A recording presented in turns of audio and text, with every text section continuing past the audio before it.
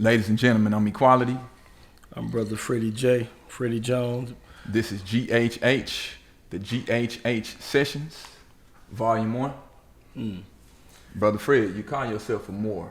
So, I'm affectionately known as Brother Musab Yassir Bey out of the Moorish Science Temple 12 years ago.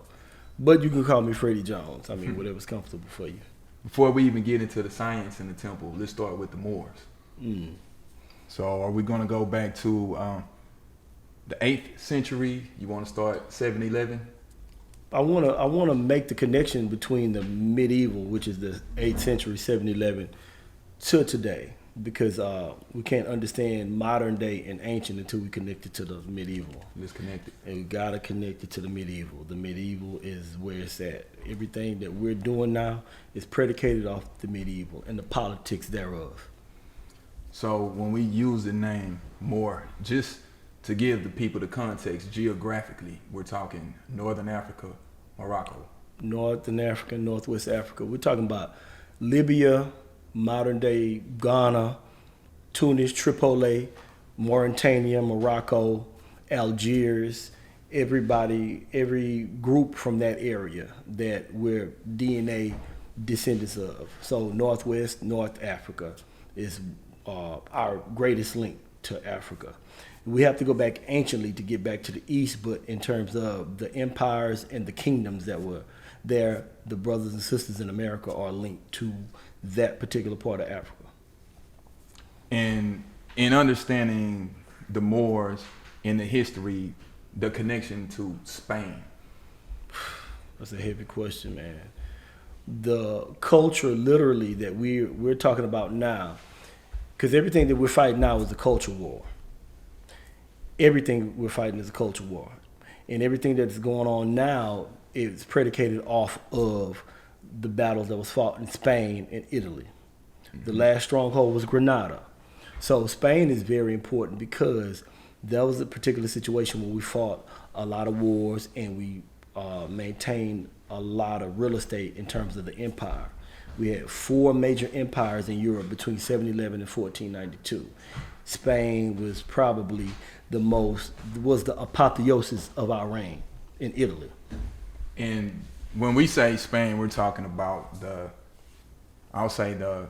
you correct me if I'm wrong, the conquest. The conquest of Spain.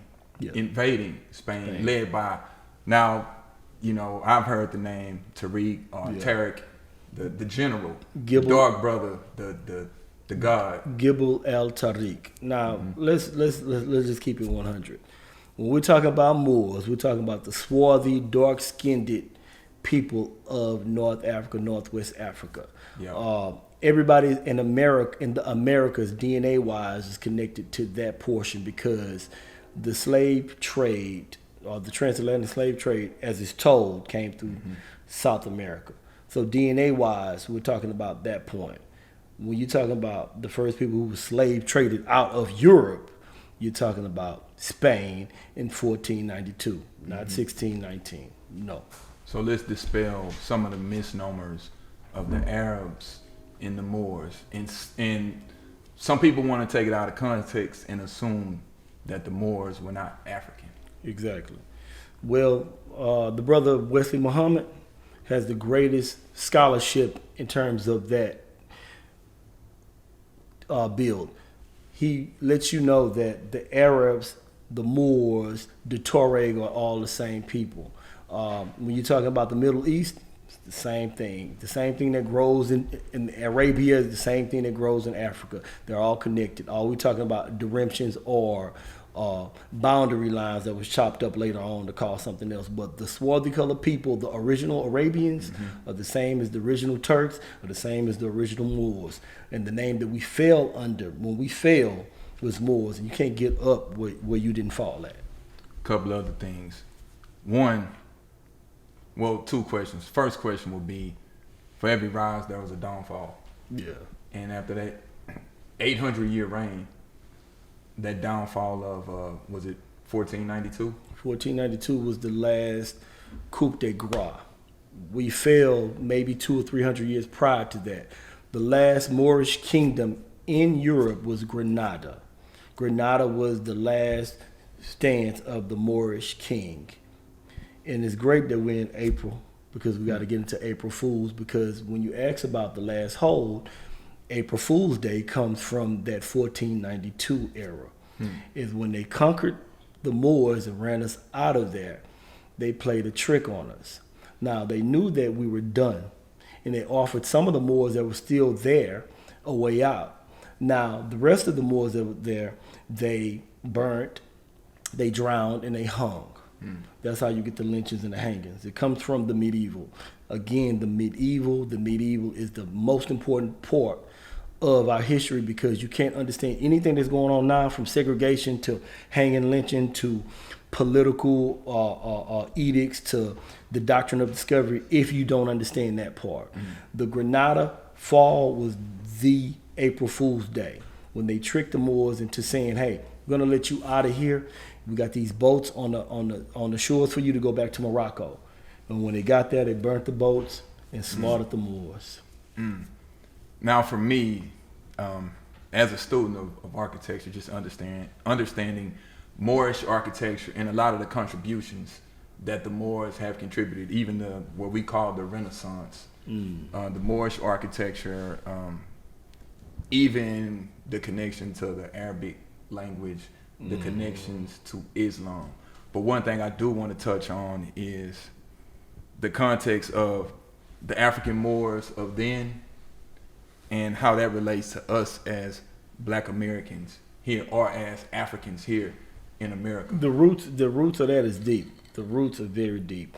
We were talking about a article that was published in 1964 entitled Foreign Affairs by C.L. Sullenberg, that was talking about the Negro and the Moorish link. The thing about that is in the article, you can see that the Negro and the Moorish link, he's tying it together. He's talking about the ties that Morocco had with America and the contract that George Washington had with America of being over here, and the dues and the money that they were paying to operate over here in a land that the Moors already owned, the real estate. It was a real estate war.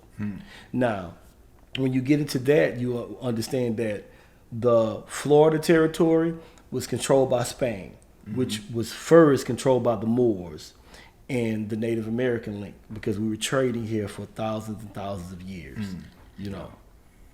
Well, we just wanted to lay a foundation and make those connections. This is volume 1. We'll be coming back real soon with volume 2.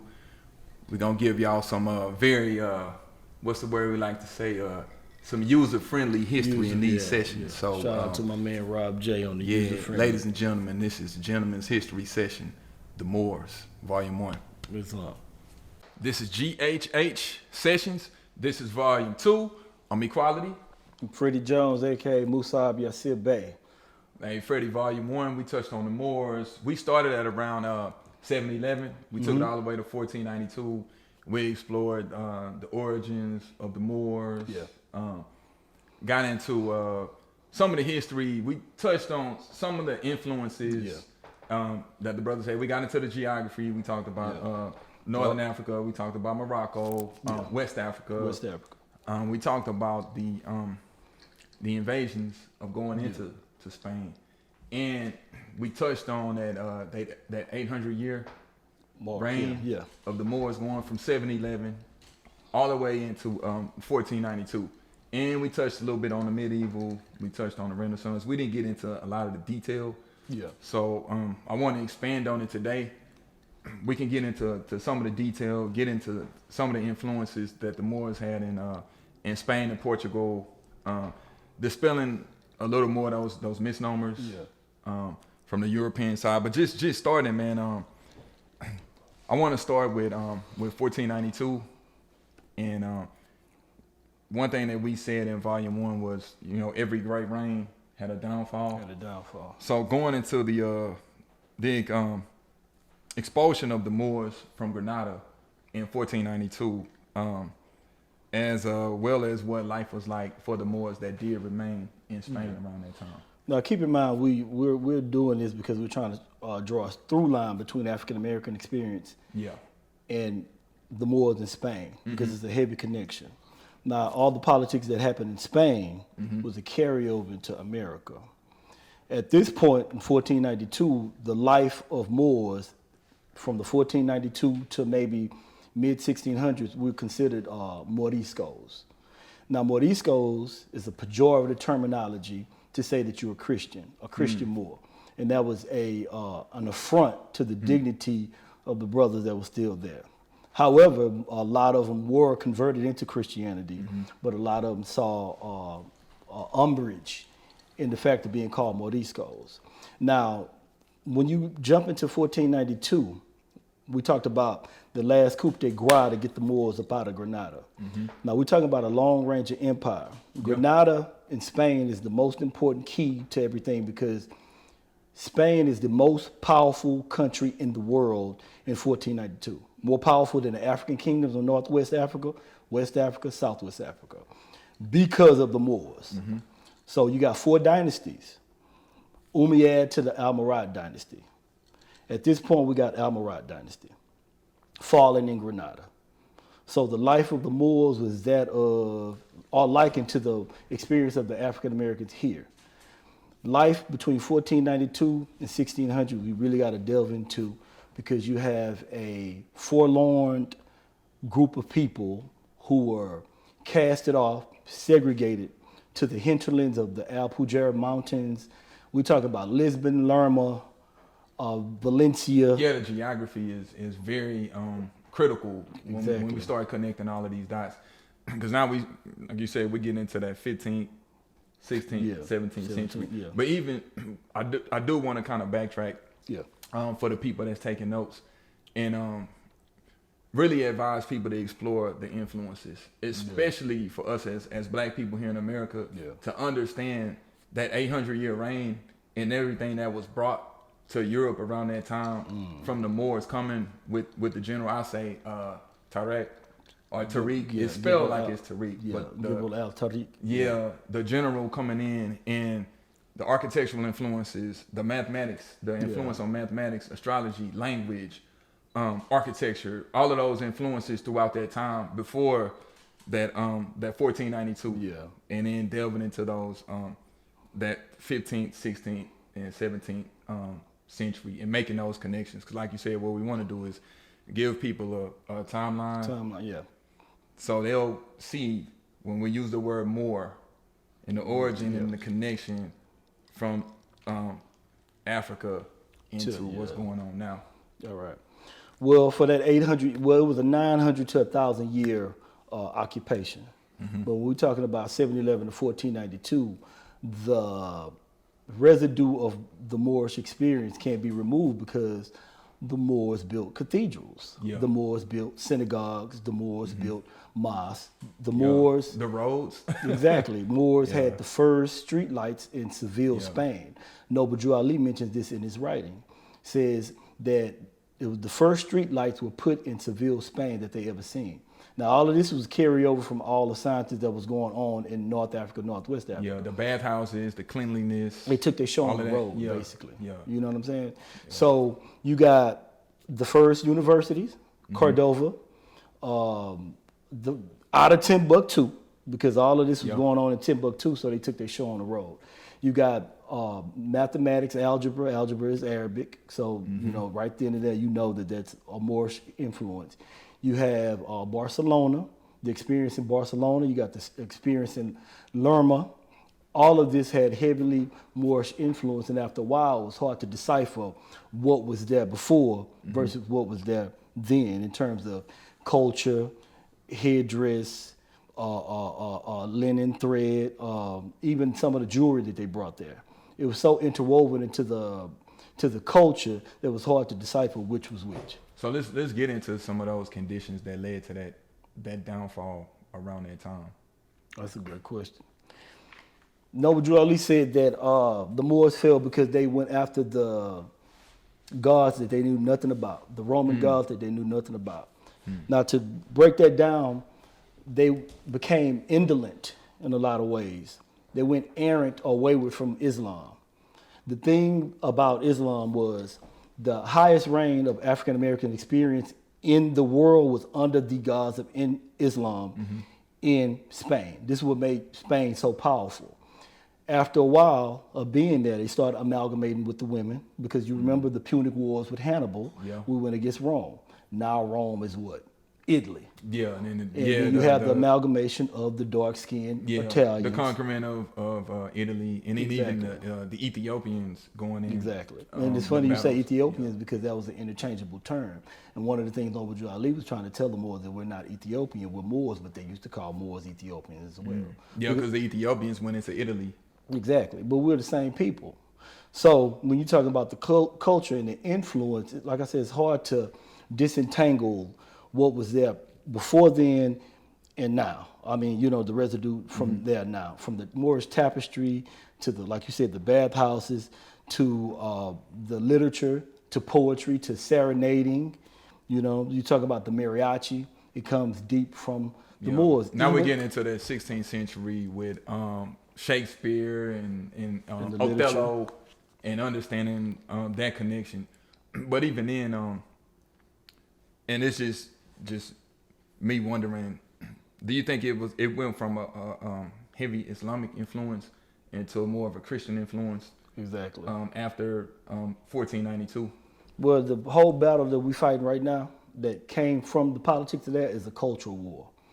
The entire time that the Moors was there, we were fighting cultural wars. One of the conditions that led to the downfall of the Moors was straying away from the principles that got them there. They were fighting a culture war. Europeans, who we call white people, they never forget. They never forget. So at the time, we had 4 empires from the Umayyad to the Almorid dynasty. One of the things that led to the conditions of the fall was us fighting against each other. So these empires rise so mighty that they became more powerful than the people who dispatched them from North Africa, just like America with Britain.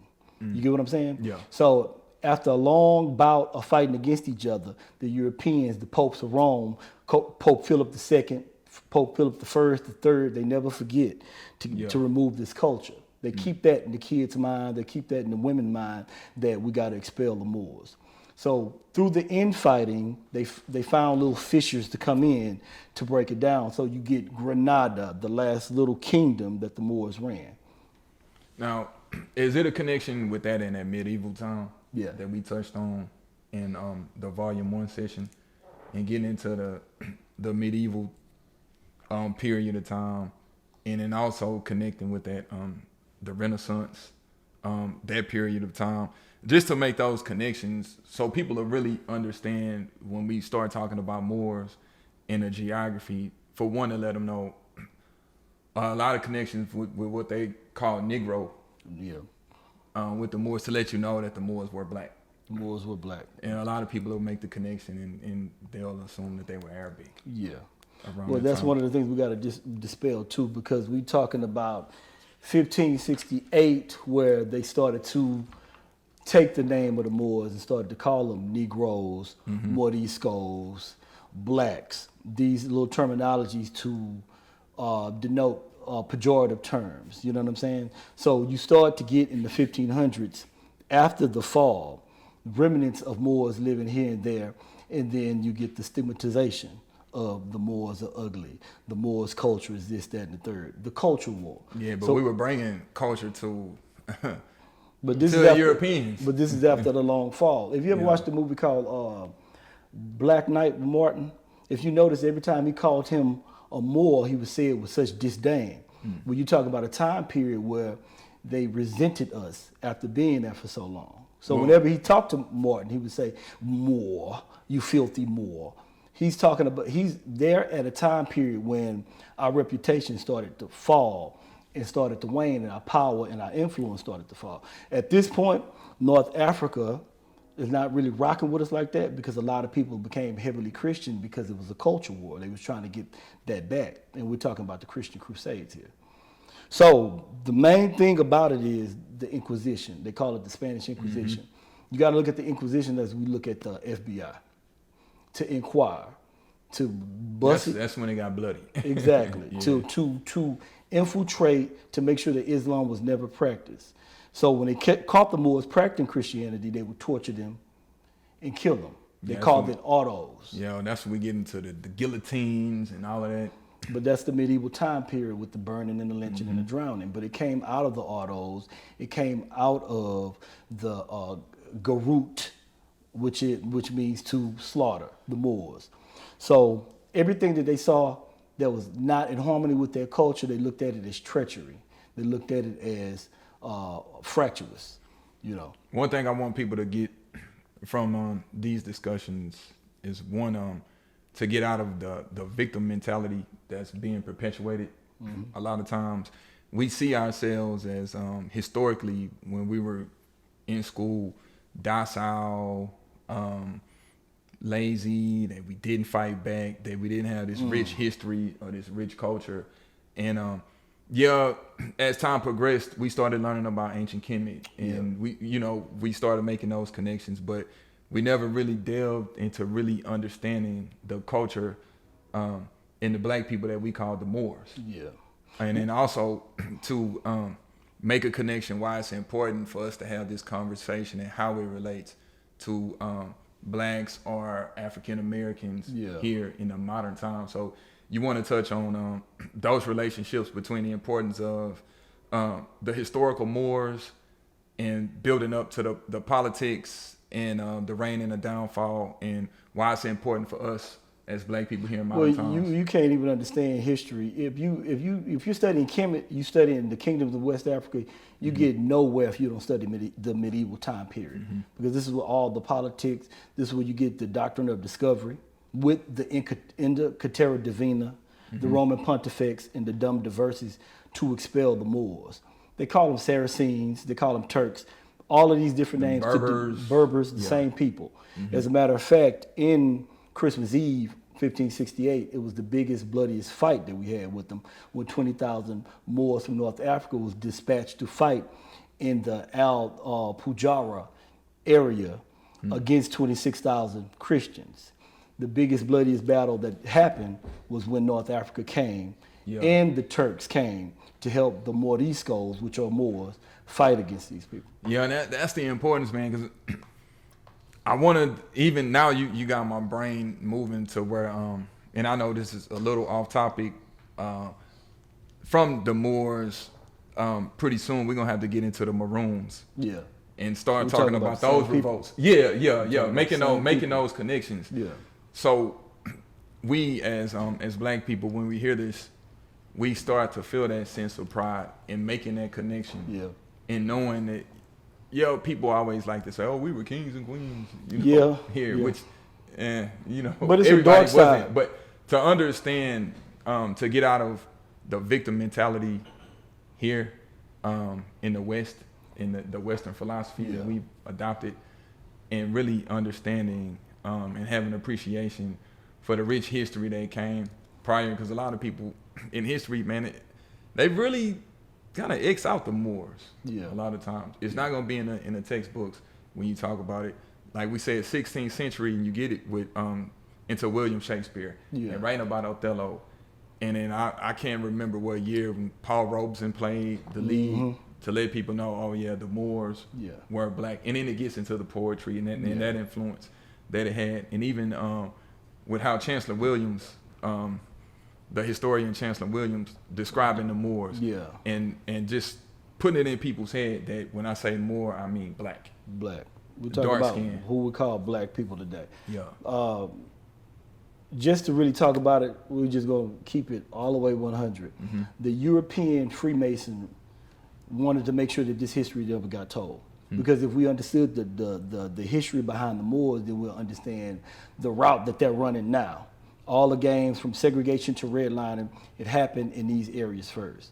So you talk about 1492 to 1600, the same operation was happening then, happened now.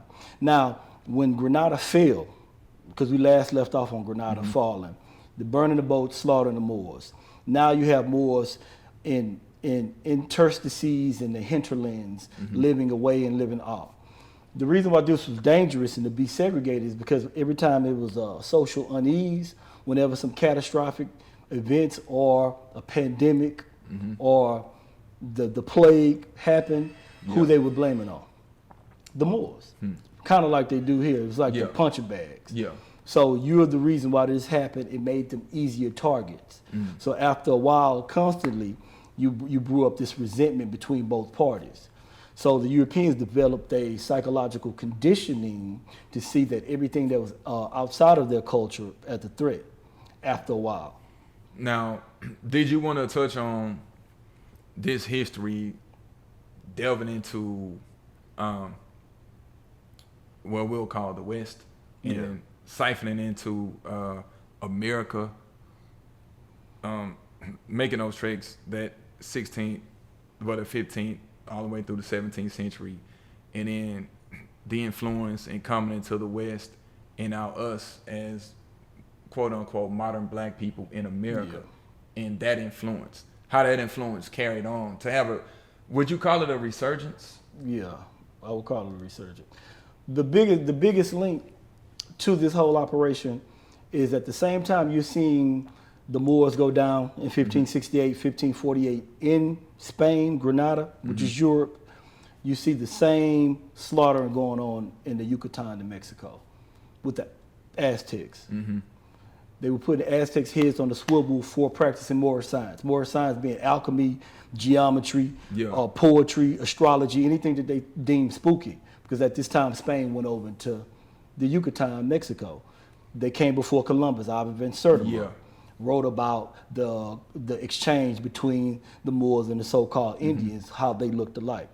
Now, at the same time that they were discharging the Moors in Spain, they were killing people in Mexico for practicing Moorish science. The question is how did Moorish science Get into Mexico? Get into Mexico. So now we're talking about the South American Brazil before what we known as the slave trade. Yeah, it's similar. It's almost similar to like the Olmecs and it's the stuff same that was going on and the influence. Taking their show on the road. Yeah, it's the same.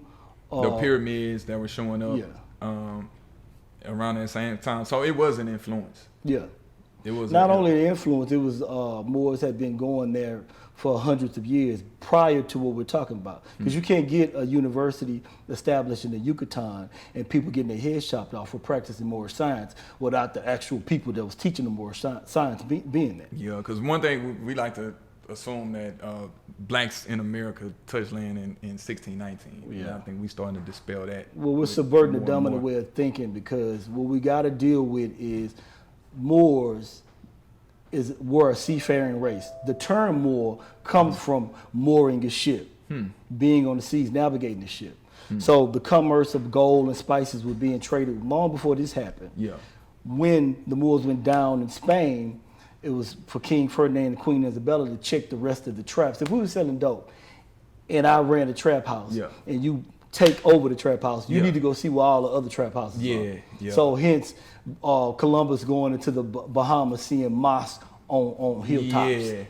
On Bahama hilltops. Yeah, seeing that influence. Yeah, seeing that, and that's the importance of black people knowing their history and making those connections to know that that's us. Yeah, you know, and understanding that and teaching the kids that to have that sense of pride. Yeah, you know, and understanding that when you look at your skin and we use the word melanin and you look in the mirror and you see that blackness and you see the darkness, it's a sense of pride that comes with that. Now the biggest connection with the Moriscos being the Moors and Christianity, you have the beginning of us being converted to Christianity long before what we know as the slave trade. Because right now we're just subverting the dominant way of thinking. Because we're thinking that we came from the Gambia, we came directly from Ghana, but we already have the data to show that long before we were converted into being Christians here, in the context of slavery, you already had the culture of Christianity being pumped in Spain, in Barcelona, in Valencia, all of these different places. And a lot of the Moors were converting to stay alive. A lot of them accepted it because they really it was like I don't have a choice. I don't have a choice. It would be like you know, slavery. Same thing. Here, hey, this is it. But this created created a big dilemma because when you talk about an 800, 900 year rule, you get the people who dispatched them from the kingdoms of North Africa, which was the original Moorish Empire. Now when you're being dispelled, being sent back to Fez, Morocco, the Moors there wasn't accepting them anymore because they looked at them as suspicious because they've been over here so long that they practiced Christianity and they didn't want no part it's like you left the crib and went away, and now when you come back, they're like, they don't know you. You know what I'm saying? You look like a different person now. Exactly. And when you try to come back home. You are part of the people we've been fighting for hundreds of years because this whole thing has been about Christian and the Muslim war for a cultural battle. Yeah. You get what I'm saying? Yeah. So now you got a psychological dissonance with the Europeans not really hating themselves because our culture is so interwoven at this time. It's hard to know who brought what, you know what I'm saying? In terms of, at certain points of history, you couldn't tell the difference between the Jewish culture, the Islamic culture, and the Christian culture because of the amalgamation of the experience in Europe, because it had culminated to a point where this is the beauty of the Moors being in Europe. It's no compulsion in Islam. So they practice tolerance. You know what I'm saying? There's a lot of strength and power and diversity. They saw that. That's why the Moors built synagogues. That's why the Moors built these big cathedrals for Roman Catholics. Yeah, that's what starts that presence there in Spain and Portugal. That's what lends itself to. That's what made it beautiful. Giving the culture to the Europeans. Exactly. And we're talking about black culture Exactly. in Europe that a lot of times gets erased from the history books, and it doesn't get talked about enough. No. For us to we hear the word European now in modern times, and we ultimately think, oh, white, European. We don't think the black influence on European culture during that time, specifically from the Moors during the 800-year reign. Now, the reason why this is important because they have a book called The Discovery of America, an outgrowth of the conquest of the Moors. And it's a book that a lot of people don't talk about. But again, the politics that happened in Spain laid the ground foundations to the politics of the world, because how they did the Moors was the blueprint to how they was going to do us here in the rest of the world. During that transatlantic trade, yeah. And there was only a few African nations that would accept us back as Christians or being suspicious of Christianity, of having us Christian belief. So you had a big bifurcation or this vociferous type of situation where the Moriscos or the Moors, the Christian Moors, was in between a rock and a hard place, because one of the places they sent them was to Tremec, to Oran, the modern day Algeria. But these people don't know them anymore. So you talk about 400 years being enslaved here. Think about 900 years of being away from the land that dispatched your origin. So now you have a whole, like, do we trust these people? Do we, because we kept communications for a while. And when Gibel al-Tariq entered into, it was a connection. And we kept, we was on the horn, giving them feedback. But after... It was a connection. Exactly. It was some communication. But when you get 4 empires or 4 caliphates ruling Spain, and you kind of disconnected yourself because you became so powerful, you don't need the old land anymore like the Italians do with Sicily and the mafia here. Yeah, you become your own call thing. it the homeland, connecting back to the homeland. So you got these brothers there, like, man, do we really know these people? You know what I'm saying? So you got Moors being dispersed into Austria. That's how you get an Arnold Schwarzenegger. Because Arnold Schwarzenegger's name is a compound black name, swarthy, dark skin, and nigger.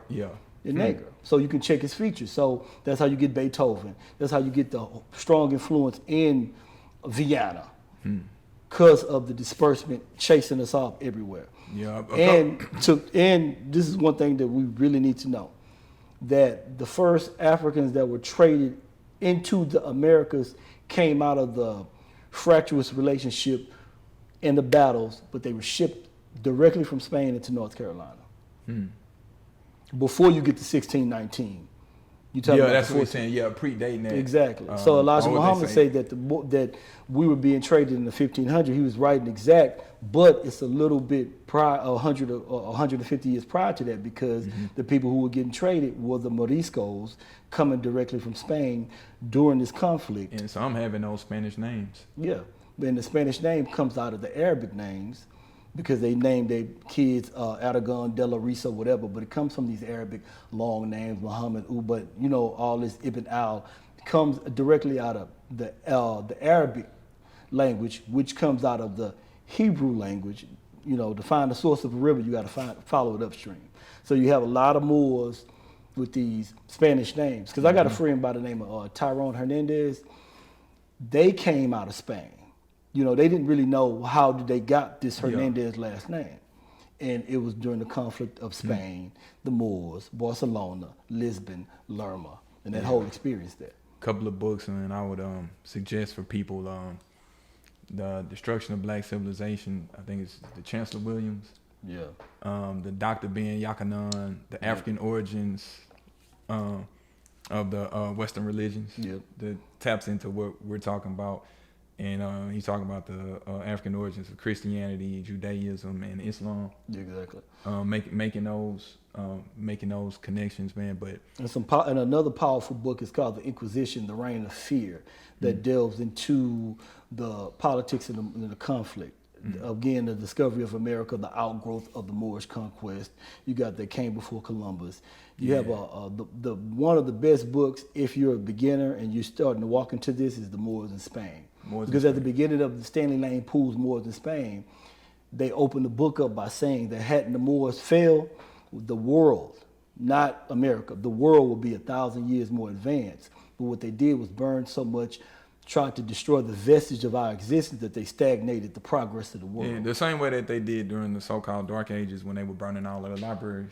It came straight out of that. So we're talking about the medieval. The same line. Well, we're going to wrap up this GHH session.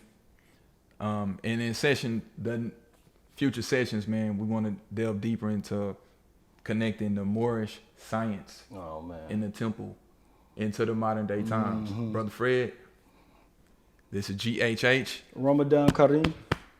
Sessions. Volume 2. Peace. If you're watching this on YouTube, man, hey, y'all, hit the subscribe button. Hit the like button. This is Gentleman's History Hour.